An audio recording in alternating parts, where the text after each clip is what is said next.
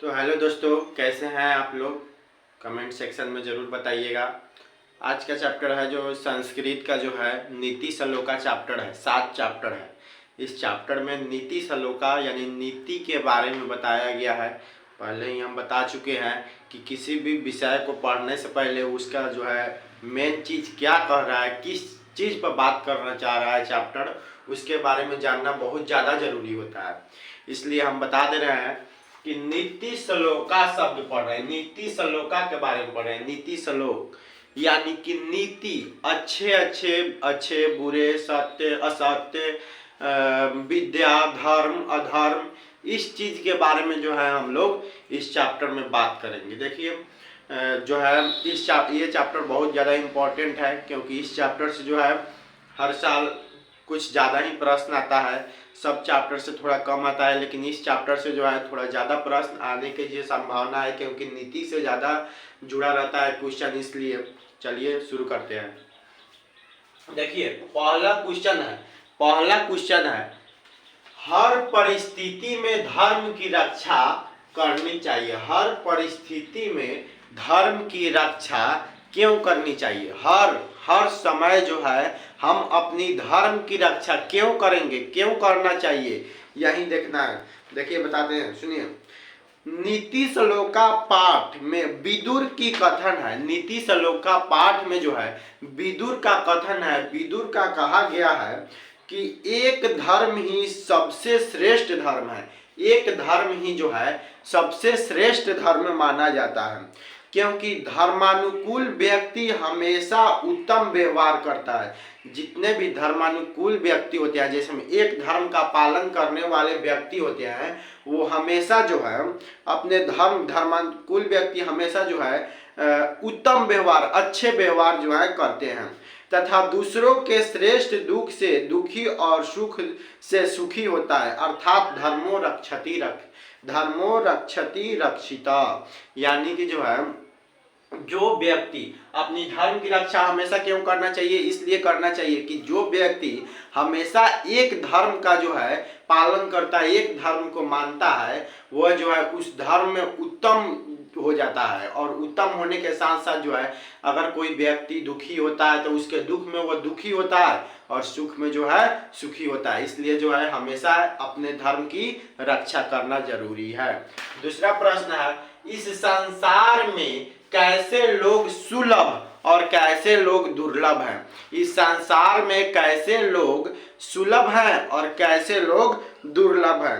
तो इस संसार में प्रिय वचन बोलने वाला आसानी से मिलते हैं, परंतु कटु वचन और हितकारी वचन बोलने वाले और सुनने वाले लोग दुर्लभ ही मिलते हैं। देखिए इस संसार में जो है कैसे लोग सुलभ है, इस संसार में कैसे लोग सुलभ है? तो इस संसार में वो लोग सुलभ है जो प्रिय वचन बोलते हैं, अच्छे वचन बोलने वाले जो है सुलभ, अच्छे वचन को माना गया। इस नीति श्लोका चैप्टर में जो है अच्छे आचरण वाले, अच्छे विचार वाले और अच्छे बोलने वाले व्यक्ति को जो है सुलभ माना गया है। वहीं कटु शब्द और दुराचारी व्यवहार करने वाले व्यक्ति को जो है दुर्लभ माना गया है। अगला प्रश्न है, नरक के कौन कौन द्वार है? नरक के कौन कौन द्वार है? नरक, तो नरक के देखिए कौन कौन द्वार है। काम क्रोध तथा लोभ। काम क्रोध तथा लोभ के द्वार नरक के द्वार है। काम क्रोध और लोभ जो है नरक के द्वार है। ये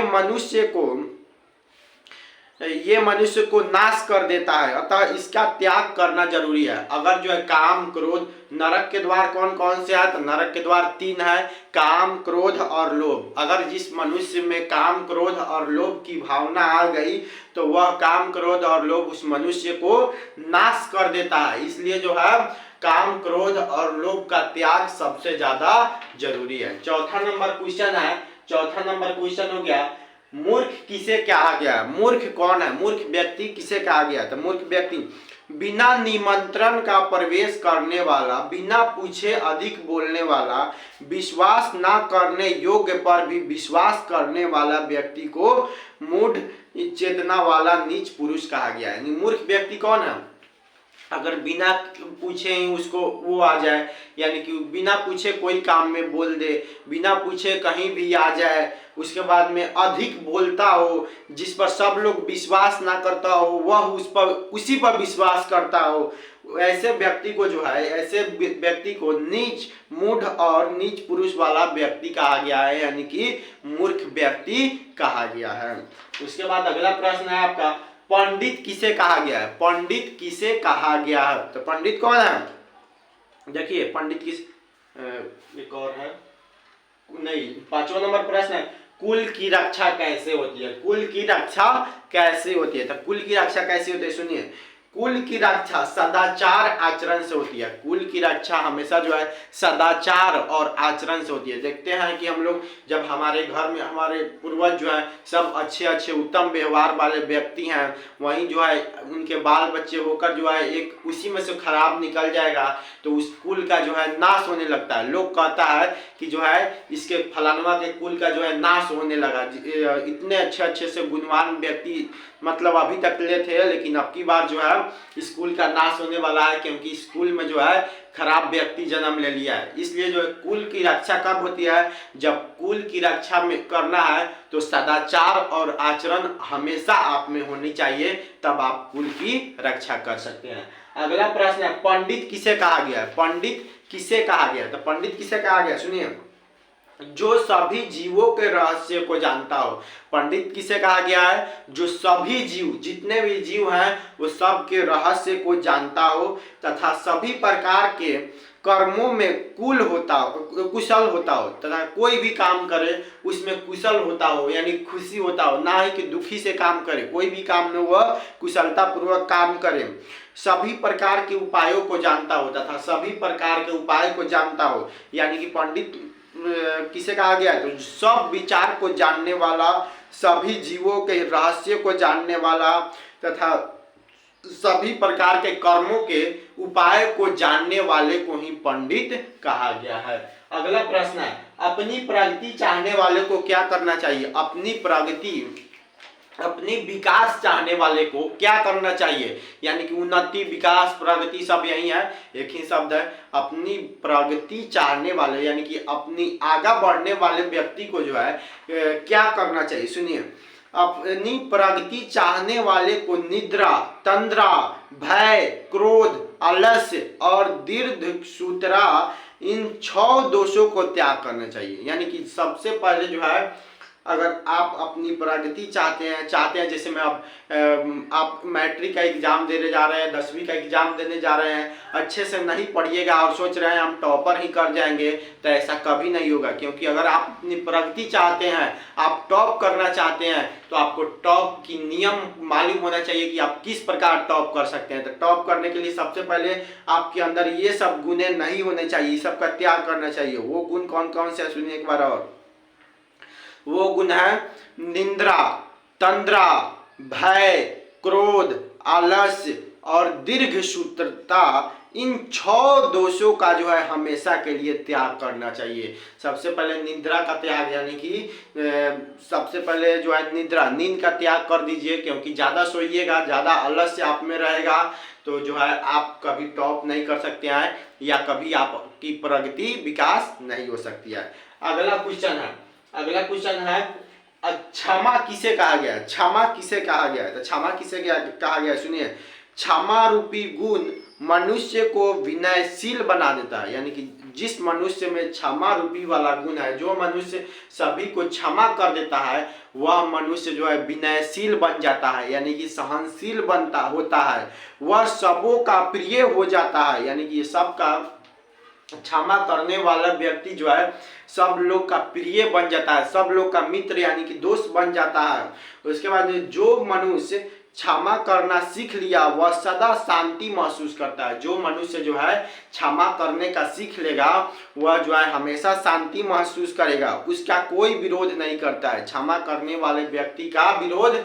कोई नहीं करता है, क्योंकि क्षमा करने वाले व्यक्ति का सभी जो है मित्र और दोस्त बन जाते हैं, इसलिए जो है उसका विरोध कोई नहीं करता है। क्षमा करने वाला व्यक्ति जो है हमेशा अपने आप को शांति अपने आप में महसूस करता है तथा वो जो है सभी लोगों का दोस्त और उसमें जो है विनयशील समाया होता है। इसलिए जो है क्षमाशील व्यक्ति, क्षमा करने वाला व्यक्ति जो है, करने वाले व्यक्ति का जो है कोई भी दुश्मन नहीं होता है। अगला है धर्म किसे कहा गया है। धर्म किसे कहा गया, तो धर्म किसे कहा गया सुनिए। धर्म अर्थात जिसने मानवता के मूल्यों को समझ लिया वो हमेशा सम्मान पाता है। यानी कि धर्म किसे कहा गया, जो मानवता के गुण को समझ लिया, यानी कि एक दूसरे के दुखों में दुख और सुखों में सुख रहना सीख गया, यही मानवता है। और मानवता यही है, तो मानवता के गुण को सीख लिया वह जो है सम्मान पाता है, चारों जगह जो है सम्मान पाता है हमेशा। उसके बाद में ऐसे व्यक्ति धर्मानुकूल कहा गया है, और ऐसे ही व्यक्ति को जो है धर्मानुकूल व्यक्ति कहा गया है।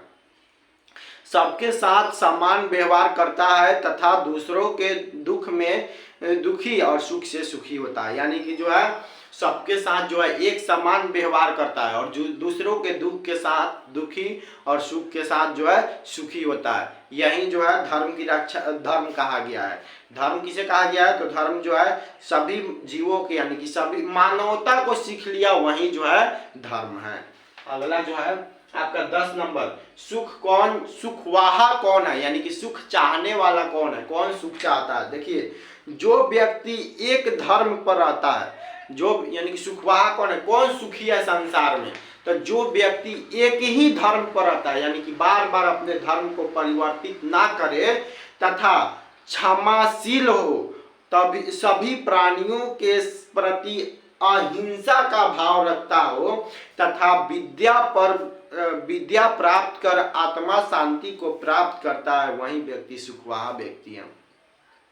सुखवाहा व्यक्ति कौन है, सुखवाहा व्यक्ति वे व्यक्ति हैं जो एक ही धर्म पर रहे, क्षमाशील हो तथा सभी प्राणियों के साथ, सभी प्राणियों के प्रति अहिंसा का व्यवहार करे और थोड़ा या बहुत ज्यादा विद्या अर्जन करके अपनी आत्मा को शांति प्राप्त कर लिया हो, वही व्यक्ति जो है सुखवाहा व्यक्ति कहलाता है।